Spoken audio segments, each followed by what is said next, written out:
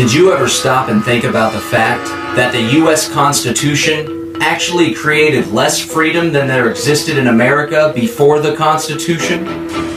Ever think about the fact that those at the convention were only tasked with amending the articles, not instituting a new government altogether? Ever question why the Founding Fathers met in secret, and instead of acting constitutionally and only amending the articles, they abandoned them and instituted a new and far more powerful central government? Did you know that 4/5 of those at the Constitutional Convention were public creditors?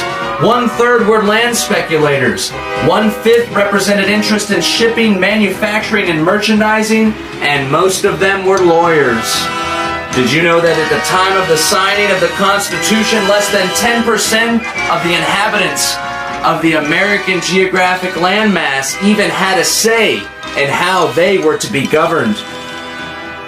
Did you know that Rhode Island actually refused to be governed by the U.S. Constitution, and one of the first acts of the U.S. Congress was to institute an embargo on her people? I have thought long and hard about these questions, and I've questioned the content of the U.S. Constitution, not just the motives of those who wrote it.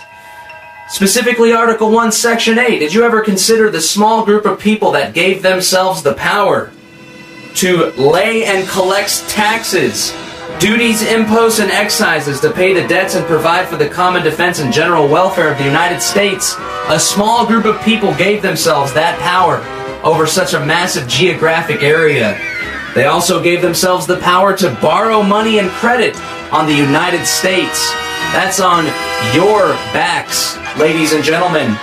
Finally, they gave themselves the power to regulate commerce amongst the states, which later became basically the power to regulate everything that takes place within the states. And if you think there was a decentralization, or those that signed the Constitution were actually looking out for the best interests of the people and were revolutionaries, then why would they include the power to provide forth the calling of the militia to execute the laws of the Union, suppress insurrections, and repel invasions? That's right, for those of you constitutional supporters, never forget the Whiskey Rebellion, in which George Washington, at the behest of the Secretary of Treasury Alexander Hamilton, murdered American citizens, simple Appalachian mountain men, for brewing whiskey, and some of them using it as a medium of exchange. Let us not forget Section 9 of the U.S. Constitution, Article 1, for those of you that are up in arms about the National Defense Authorization Act, which gives the President the power to suspend habeas corpus and lock up people indefinitely without habeas. Let us not forget that the Constitution gives the power to that small group of men in the U.S. Congress. Under Section 9, the privilege of the writ of habeas corpus shall not be suspended unless in cases of rebellion or invasion the public safety may require it. How do you define rebellion? I've questioned all these things, and you know what? I've come to the realization that the U.S. Constitution was nothing more than a tool of the few to live off of the many. May we work together to overcome the inconsistency that is being for individual liberty and supporting an institution that is at the same time antithetical to individual liberty.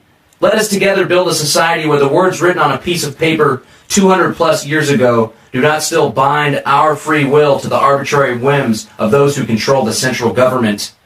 We can build a better world. I know we can. Let go of the hierarchies of paternalism, privilege, and monopoly coercion. Your chains, break them.